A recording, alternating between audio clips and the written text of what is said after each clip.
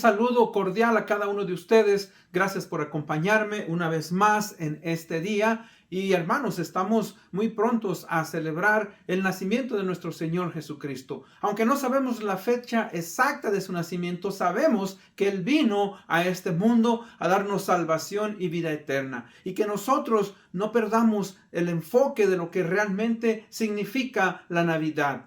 Gracias a ese gran regalo que el Señor nos dio y vino a este mundo para restaurar esa relación que había entre un mundo pecador y un Dios justo y Señor Jesucristo, ¿verdad? Nos ha acercado y nos ha dado ese privilegio de restaurar nuestra relación con Dios. Y con eso en mente, pues, vamos a abrir nuestras Biblias. Vamos al libro de Mateo, capítulo 2, versículos del 1 al 11. Voy a leer yo, como acostumbro, de la Biblia de las Américas, este pasaje que dice así. Después de nacer Jesús en Belén de Judea, en tiempos del rey Herodes, unos sabios del oriente llegaron a Jerusalén preguntando, ¿dónde está el rey de los judíos que ha nacido? Porque vimos su estrella en el oriente y lo hemos venido a adorar. Cuando lo oyó el rey Herodes, se turbó y toda Jerusalén con él. Entonces el rey reunió a todos los principales sacerdotes y escribas del pueblo y averiguó de ellos dónde había de nacer el Cristo. Y ellos le dijeron, en Belén de Judea, porque así está escrito por el profeta. Y tú, Belén, tierra de Judá, de ningún modo serás la más pequeña entre los príncipes de Judá, porque de ti saldrá un gobernante que pastoreará a mi pueblo Israel.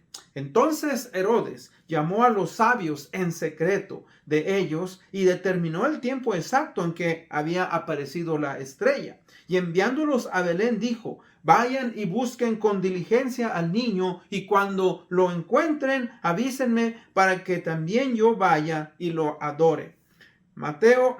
Después de oír al rey, los sabios se fueron y la estrella que habían visto en el oriente iba delante de ellos hasta que llegó y se detuvo sobre el lugar donde estaba el niño. Cuando vieron la estrella, se regocijaron mucho con gran alegría. Y entrando en la casa, vieron al niño con su madre María y postrándose lo adoraron y abriendo sus tesoros le presentaron obsequios de oro, incienso y mirra.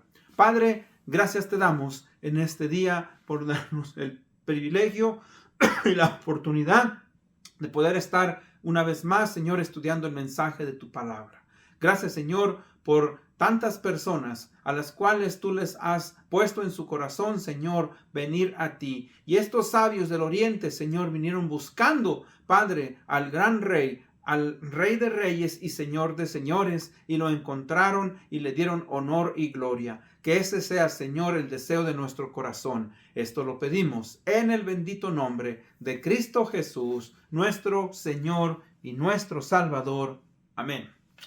Bueno, hermanos, vamos pues a continuar con este mensaje sobre, ¿verdad?, la Navidad. Y el tema de hoy es lecciones de los sabios magos del Oriente. Repito, lecciones de los sabios magos del Oriente. Uno de mis cantos favoritos en esta época navideña, en la música cristiana, hay un canto en inglés que se titula How Many Kings. Titulado en español sería ¿Cuál otro rey? Y déjenme leerle uno de los párrafos que dice así. ¿Cuál otro rey dejó su trono por mí? ¿Qué otro señor dejó su mansión? ¿Y cuántos grandes bajaron a su nivel, dejaron su nivel por mí? ¿Cuál otro Dios derramó su bondad amando al mundo que sufre maldad? ¿Y cuántos padres han dado un hijo por mí? Solo uno lo hizo por mí, todo por mí y por ti. Y en este canto, mis hermanos, nos habla precisamente que Cristo es, ¿verdad?, el Rey de Reyes y Él es el Señor de Señores, que vino a romancear a un mundo que sufre de maldad. Un rey que fue despreciado, pero que un día, mis hermanos, viene de nuevo. Ese rey viene para reinar con autoridad absoluta y para que en el nombre del Señor Jesús se doble toda rodilla de los que están en los cielos, en la tierra, debajo de la tierra, y toda lengua confiese que Él es el Señor. Libro de Filipenses 2, versículos 10 y 11. Así es que en el Antiguo Testamento vamos a encontrar tres roles principales que se identifican como el rol de profeta, el rol de sacerdote y el rol de rey.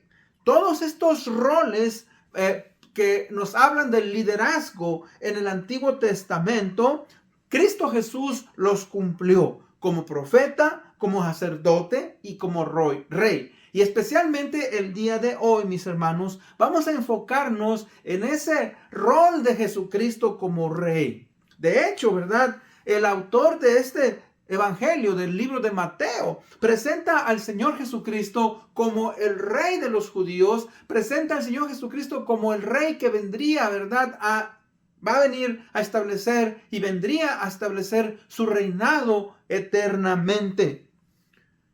Con eso en mente, vamos a ir al primer punto, que es la pregunta que todos deberíamos de hacernos: ¿dónde está el rey de los judíos? El pasaje nos dice que una vez que a María tuvo al Señor Jesucristo, lo dio a luz, dice que después de nacer Jesús en Belén de Judea, en tiempos del rey Herodes, nos habla de una manera geográfica y de una manera histórica. Geográfica en la ciudad de Belén, en Judea, y en los tiempos del rey Herodes. Dice que unos sabios del oriente llegaron a Jerusalén preguntando. Y la pregunta es: ¿dónde está el rey de los judíos que ha nacido? Porque vimos su estrella en el oriente y lo hemos venido a adorar. Ahora fíjese que la pregunta, mis hermanos, es una gran pregunta. Porque dice el pasaje en el versículo 3, cuando lo oyó el rey Herodes, se turbó y toda Jerusalén con él.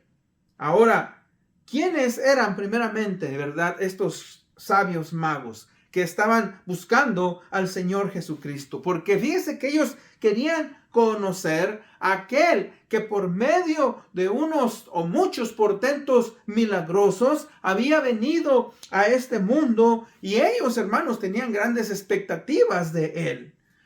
Como dije, ¿quiénes eran estos sabios? Bueno, estos sabios magos vinieron de muy lejos a buscar al rey de los judíos. Eran hombres del Medio Oriente, o para nosotros sería del este, y lo más probable, muchos creen que eran posiblemente de Persia, pero es posible que hayan sido no solamente de Persia, sino de algunas otras naciones, hermanos, extranjeras, que buscaban la verdad de el mensaje de esa estrella, y sabían que había nacido, ¿verdad?, el rey de este mundo. Ahora, estos hombres, mis hermanos, no eran hombres comunes y corrientes. Estos eran hombres que eran influyentes, eran hombres sabios, eran hombres que tenían cierta autoridad. Eran los científicos hábiles de esa época, eran expertos en varias ciencias, en filosofía, en la medicina, en los astros, la astrología. Y bueno, algunos creen que algunos de ellos eran de un orden sacerdotal de los persas, y eran los ministros y consejeros de los gobernantes de esas áreas. Ahora, hermanos, recuerda, a nosotros se nos ha enseñado a través de la tradición que solamente eran tres por los regalos que le ofrecieron: oro, incienso y mirra. Pero, hermanos, se cree que estas eran grandes caravanas que venían, ¿verdad?, desde el este o del oriente. Por eso, cuando dice el versículo 2, versículo 3, cuando lo oyó Herodes, dice, se turbó y toda Jerusalén con él. O sea, los vieron venir, hermanos, eran caravanas de muchas personas, pero obviamente los más prominentes eran estos hombres que vinieron y ofrecieron sus regalos. Y ellos, hermanos, pues dejaron asombrados a toda esta habitantes de Jerusalén. Dije yo que nos vamos a enfocar en que el Señor Jesucristo es rey. Ahora, la pregunta entonces es, ¿por qué Jesús entonces es el rey de los judíos? Y no solamente de los judíos, pero es el rey de reyes y señor de señores. Bueno, recordemos que, como dije anteriormente, uno de los roles que se tenían de liderazgo más importantes en el Antiguo Testamento, pues era precisamente el rol de rey. Y uno de los reyes más conocidos para nosotros en el Antiguo Testamento es precisamente el rey David. Ahora, no solamente porque con él se vivió la gloria de Israel en la época de oro, sino porque Dios lo usó grandemente y Dios profetizó que él, a través de su descendencia, vendría precisamente el Señor Jesucristo. Fíjese que David se dice en la palabra, en 1 Samuel 13:14, en Hechos 13:22, que era un hombre conforme al corazón de Dios. Y cuando dice conforme al corazón de Dios, claro que David cometió muchos errores, claro que David era un hombre mortal, pero era un hombre humilde, un hombre que se humilló delante de Dios, un hombre que buscó agradar a Dios a pesar de sus defectos. Y Dios le prometió a David lo siguiente, le dice, tu casa y tu reino durarán para siempre delante de mí, tu trono quedará establecido para siempre. Eso lo dijo en 2 Samuel 7:16. Y después, si usted recuerda, cuando el ángel Gabriel viene y le dice a María las buenas nuevas de que va a tener un hijo, le dice, ¿verdad?, que Jesús tendría el trono de su padre David y que su reino no tendría fin. O sea, el ángel Gabriel se estaba refiriendo al Señor Jesucristo. Por fin llegó el tiempo en el cual el rey, ¿verdad?, esperado, el Mesías, vendría a establecer su reino y vendría, mis hermanos, a traer justicia y reinar las naciones. Ahora, eso obviamente va a acontecer en su segunda venida. Pero fíjese que él era, al Señor Jesucristo fue llamado el hijo de David. Le decían Jesús, hijo de David. ¿Por qué? Porque él nació precisamente del linaje del rey David. Fíjese que tanto se nos da, ¿verdad?, su descendencia en el Evangelio de Mateo y también se nos da en el Evangelio de Lucas por medio de su madre. Una descendencia viene a través de José, quien no fue su padre, sino que fue su padre adoptivo, y de su madre, María, quien también, obviamente, mis hermanos, ¿verdad?, provenía de la tribu de Judá. Ahora, pues, se nos enseña, la palabra nos dice, que Jesús entonces, como el hijo de David, sería quien, el libertador, sería el gobernante del pueblo de Dios, la nación de Israel. Pero no como la mayoría de las personas en los tiempos que el Señor Jesucristo vino a este mundo lo esperaban, y aún sus discípulos no lo entendieron, ¿verdad?, qué tipo de rey. O sea que recordemos que cuando el Señor Jesucristo, hermanos, estuvo ministrando en la región de Judea, los judíos creyeron, se anticiparon, ¿verdad?, que el Mesías sería, ¿o qué?, un rey político que los iba a liberar del gobierno romano. De hecho, en Juan 6, el Evangelio de San Juan 6:15 dice lo siguiente: pero entendiendo Jesús que iban a venir para apoderarse de él y hacerle rey, volvió a retirarse al monte él solo. O sea que estos judíos y aún los discípulos, decía yo, tenían, mis hermanos, un concepto equivocado del Señor Jesucristo. Ellos creían que sí, el reino del Mesías vendría para liberarnos de la opresión romana, pero no era así. Dios, mis hermanos, ¿verdad?, vino, sí, y permitió que todo aquel que quien gobierne su vida y sea su rey en su corazón, ¿verdad? Los va a hacer sus hijos y gobernarán con él. Recuerde que en el Evangelio de San Juan 1:12 nos dice, a lo suyo vino, mas los suyos no le recibieron.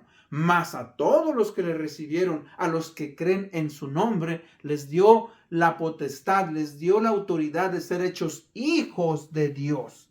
Así es que cuando Cristo vino la primera vez, Él no vino a gobernar a los judíos para liberarlos del control romano, sino que Él vino a liberar a toda la humanidad del poder del pecado y de la muerte. Usted lo puede encontrar en 1 Corintios 15, 54 57. Donde nos dice, ¿verdad?, que la muerte ha perdido control sobre nosotros y que ahora nosotros tenemos vida eterna en Cristo Jesús. Ahora, recuerde pues que cuando el Señor Jesucristo venga nuevamente en su segunda venida, Él va a gobernar y reinar, mis hermanos, como el Rey, ¿verdad?, quien tiene la máxima autoridad y quien tiene el máximo honor. Como dice, ¿verdad?, el libro de Apocalipsis, que Él es Rey de Reyes, Él es Señor de Señores. Ahora, hay una diferencia, hay un contraste entre el Rey que vino, Señor Jesucristo, y entre el Rey que reinaba en esos tiempos. Mire, vamos en el segundo punto a ver a un rey terrenal con una naturaleza pecadora. Un rey terrenal con una naturaleza pecadora. Dice el pasaje, ¿verdad?, que se turbó. Ahora, Mateo 2:4, el rey reunió a todos los principales sacerdotes y escribas del pueblo y averiguó de dónde ellos averiguó de ellos dónde había de nacer el Cristo. Ahora, cada vez, mis hermanos, que se acercan las elecciones para candidatos presidenciales, para candidatos de gobernatura, para candidatos de cualquier índole, diputados, etcétera, escuchamos, ¿no es cierto?, las promesas y planes de trabajo de dichos candidatos. Ahora, tristemente, muchos de nosotros ya sabemos que muchos de estos candidatos lo único que quieren o que están buscando es reconocimiento, están buscando poder, están buscando riqueza, están buscando fama. Y tristemente, esa es la realidad en el corazón de nosotros los seres humanos. Y no fue la excepción de ese rey que estaba gobernando en esos tiempos, quien es Herodes el Grande. Herodes el Grande, recuerde, usted va a encontrar en el Nuevo Testamento menciones de varios Herodes, Herodes Antipas, Herodes Tetrarca, etc. Este rey, ¿verdad? Herodes es ¿verdad?, el rey, es Herodes el Grande. Y Herodes el Grande, vamos a ver un poco de su vida, de su biografía. Hermanos, Herodes el Grande fue un hombre muy déspota, un hombre sin escrúpulos. O sea, que cuando él se trataba de mantener el poder, él iba a hacer lo que fuera con tal de mantenerse en el poder. Por eso, usted analicemos los versículos 2, el 2, el versículo 3, el versículo 7, el versículo 8. Dice, ¿dónde está el rey de los judíos que ha nacido? Porque vimos su estrella del oriente y lo hemos venido a adorar. Cuando esto lo escuchó Herodes, se turbó con él y con él toda Jerusalén. El versículo 7 dice, entonces Herodes llamó a los sabios en secreto y de ellos determinó el tiempo exacto en que había aparecido la estrella. Y luego el versículo 8 dice, y enviándoles a Belén dijo, vayan y busquen con diligencia al niño y cuando lo encuentren, avísenme para que yo también vaya y lo adore. Ahora, hermanos, seamos sinceros.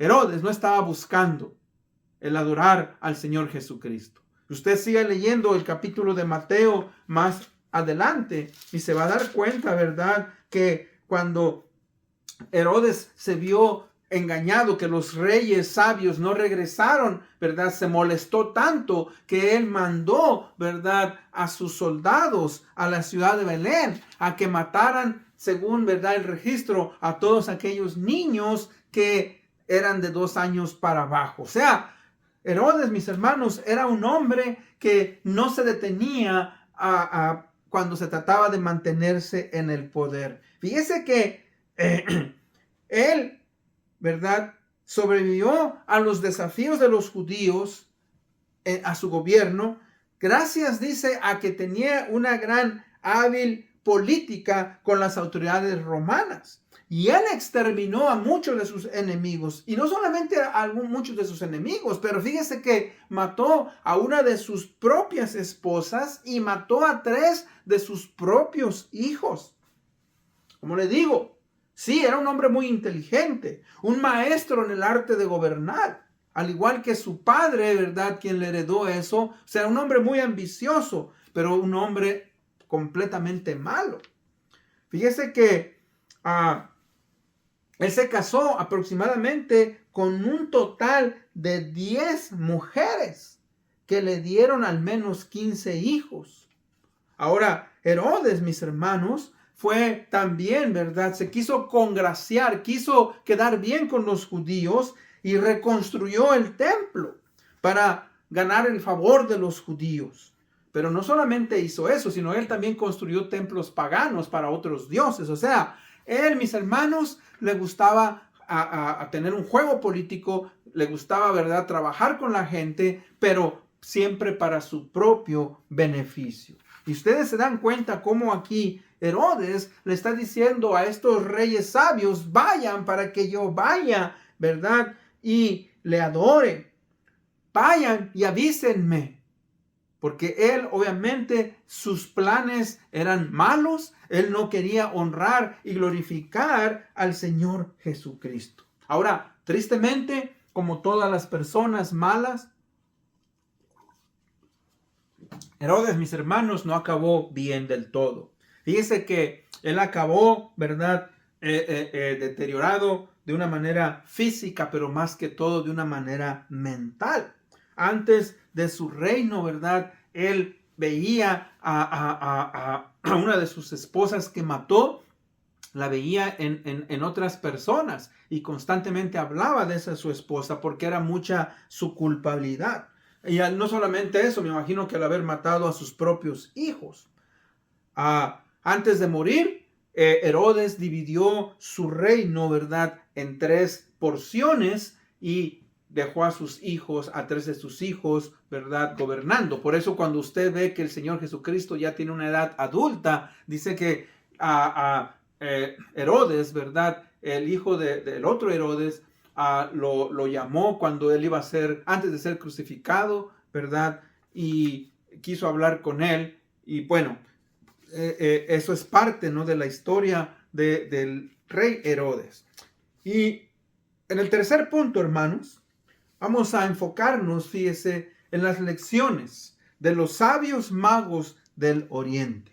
Lecciones de los sabios magos del Oriente. Fíjese que ellos tuvieron la actitud correcta de ir y buscar al Señor Jesucristo.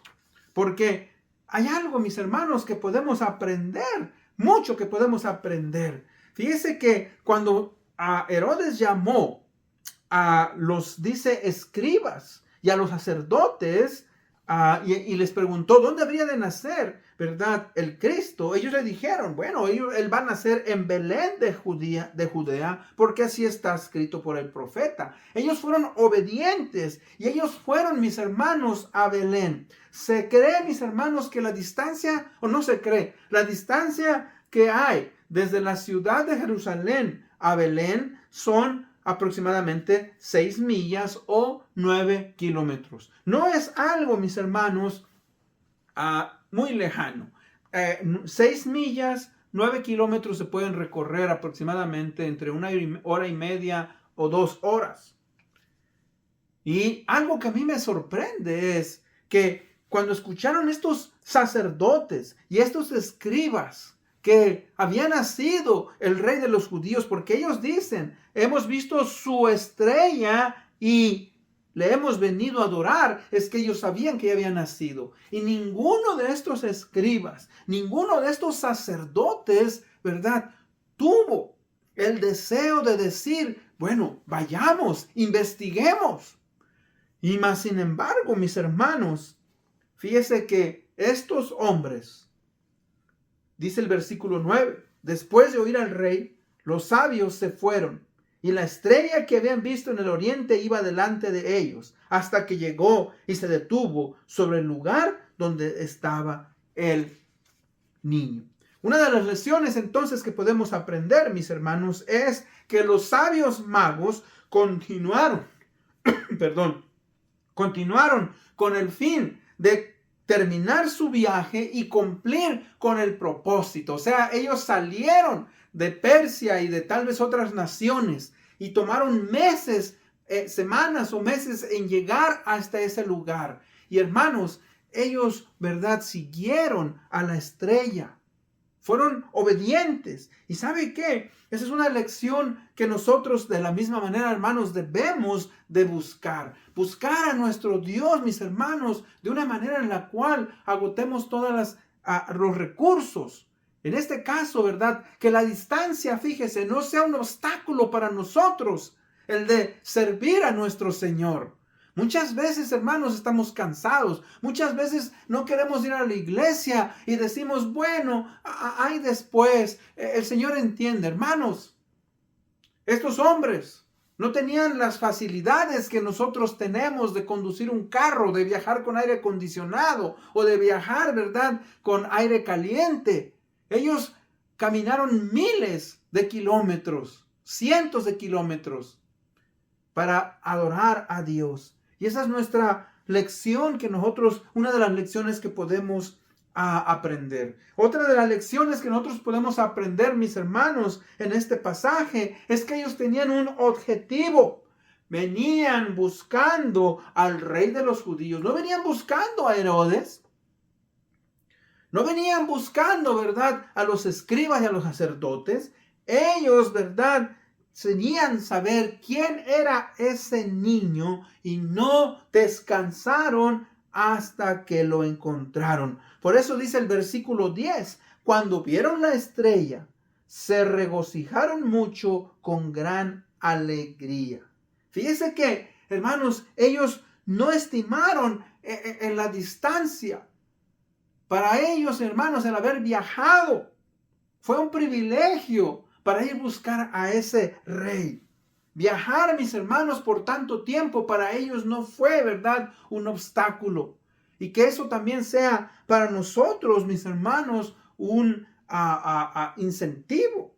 Fíjese que se regocijaron, dice la palabra, con gran gozo. Se regocijaron mucho con gran alegría o con gran gozo. Un gozo, mis hermanos, de poder llegar, fíjese, al final de su viaje y poder contemplar al rey de los judíos, a ese, ¿verdad?, hombre que vendría, mis hermanos, y transformaría el mundo entero. Y eso es algo que nosotros, mis hermanos, fíjense, no solamente debemos de tener en el tiempo de Navidad. Para mucha gente la Navidad, el mensaje de Navidad es un mensaje de regocijo. Claro que lo es. Pero cuando pasa, mis hermanos, la Navidad, al siguiente día, al tercer día, están deprimidos, están tristes. ¿Por qué? Porque su enfoque, fíjese, no estaba, mis hermanos, en honrar y glorificar al Señor Jesucristo. Su enfoque estaba en los regalos, su enfoque estaba en la comida, su enfoque estaba en pasar un buen tiempo con la familia, con los amigos, con los vecinos, lo cual nada de eso es equivocado. Pero por eso le digo yo, nuestro enfoque, mis hermanos, nuestro gozo, nuestro regocijo, nuestra alegría viene, ¿verdad?, porque Cristo Jesús vino a un mundo que se había perdido. Como dije, el canto dice, vino a romancear a un mundo controlado por el pecado y a dar su vida por nosotros. Dice, entrando en la casa, vieron al niño con su madre María y postrándose le adoraron. Hermanos, le dieron el honor y la gloria. A pesar de que era un bebé, algunos creen que ya era un niño de varios meses, porque algunos creen que ya Cristo, ¿verdad? Tenía varias semanas o meses viviendo ahí en Belén. Dice pues que, ¿verdad? Se postraron y le adoraron. Le dieron, mis hermanos, el honor que Él merece. Nuestra adoración cuando venimos a la iglesia, cuando adoramos a Dios, mis hermanos, es algo que lo hacemos de corazón y debemos hacerlo de todo nuestro corazón. Por eso venimos a la iglesia, por eso nos reunimos como hermanos en Cristo. No debe de ser algo gravoso para nosotros honrarle y glorificarle. Y dice, por último, abrieron sus tesoros, le presentaron obsequios de oro, incienso y mirra. Primeramente, el oro. El significado del oro, mis hermanos, era un símbolo de su divinidad y de ¿qué? Y de su realeza. O sea, el Señor Jesucristo, mis hermanos, era Dios hecho hombre y es Rey de reyes y Señor de señores. El significado, por ejemplo, del incienso es que el incienso es un símbolo de santidad y un símbolo de justicia. Nos muestra también, mis hermanos, la buena voluntad de nuestro Señor Jesucristo de venir a este mundo para ofrecer el pago justo y santo requerido por nuestros pecados y así darnos paz. ¿Para quién? Para con el Padre. Y el tercer regalo, mis hermanos, es la mirra. La mirra podría tener, ¿verdad?, un significado del constante sufrimiento del Señor Jesucristo mientras ministró en este mundo. En el libro de Isaías capítulo 53 se nos dice del Señor Jesucristo, un varón experimentado en dolor y quebranto. O sea, hermanos, desde Cristo Jesús nació hasta que murió, hubo sufrimiento en este mundo. Y eso es algo que usted y yo debemos de analizar y pensar, que Cristo Jesús, mis hermanos, vino a darnos esa paz, hacer las paces para que todo aquel que crea en Él no se pierda, mas tenga vida eterna. Ese es el mensaje de la Navidad. Dios vino a este mundo para darnos salvación y vida eterna. Todo lo que tenemos que hacer es confesar nuestros pecados, arrepentirnos de ese estilo de pecado, de ese estilo de vida de pecado que vivimos, ¿verdad? Y vivir lo mejor que nosotros podemos para Dios. Pero mientras nosotros no cambiemos nuestro estilo de vida, mientras nosotros no nos entreguemos a Dios, vamos a vivir sumidos en nuestros pecados. Por eso es la urgencia de que todos nosotros, ¿verdad?, confesemos a Dios como nuestro Señor y Salvador, a Señor Jesucristo. Fíjese que la mirra, mis hermanos, tenía también un significado. El significado constante del sufrimiento, como ya expresé, y el significado de que un día Él sería crucificado en la cruz del Calvario. Recuerden ustedes, cuando estaba siendo crucificado, vinieron los soldados y dice que le ofrecieron vino con mirra para calmar sus dolores, pero Él no quiso aceptarlo. Todo eso, fíjese, nos habla de un rey, mis hermanos, que se sacrificó por nosotros, un rey que dejó su trono en el cielo, un rey, mis hermanos, que ha venido a compartir con nosotros ese reino para que nosotros estemos con Él eternamente y gocemos de su presencia y podemos, ¿verdad?, estar con Él y reinar con Él. En conclusión, como dije, algo que podemos aprender de esta historia maravillosa es que los sabios magos del Oriente se postraron ante un niño, ¿verdad?, que ellos sabían que era más que un infante. Sabían ellos que ese niño era el rey de los judíos, rey de los gentiles, que era el rey de todo aquel que le busca y que su paz, ¿verdad?, puede darle salvación, puede darle libertad. Ellos entendieron, mis hermanos, y le dieron adoración, se rindieron ante su grandeza, le dieron reverencia, ¿verdad? Como Él lo debe de tener. Ellos entendían, ¿verdad?, que ese niño es el niño que describió Isaías en 9, 6 y 7. Dice, porque un niño nos ha nacido, un hijo nos ha sido dado, y la soberanía reposará sobre sus hombros. Y se llamará su nombre admirable, consejero, Dios poderoso, Padre eterno, príncipe de paz. El aumento de su soberanía y de la paz no tendrá fin sobre el trono de David y sobre su reino, para afianzarlo y sostenerlo con el derecho y la justicia, desde entonces y para siempre. El celo del Señor de los ejércitos hará esto.